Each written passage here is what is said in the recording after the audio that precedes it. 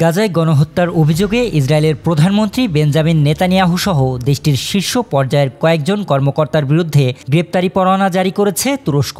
শুক্রবার ইস্তাম্বুলের প্রসিকিউটরের কার্যালয় থেকে প্রকাশিত এক বিবৃতিতে এ তথ্য জানানো হয়েছে। তুর্কির অভিযোগ, ইসরায়েল ২০২৩ সালের অক্টোবর থেকে গাজায় গণহত্যা ও মানবতার বিরুদ্ধে অপরাধ চালিয়ে যাচ্ছে।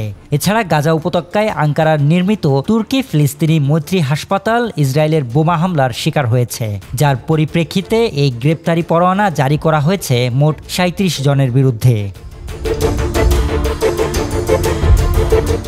তবে ইসরায়েল এই পদক্ষেপকে জনসংযোগের কৌশল হিসেবে নিন্দা জানিয়েছে।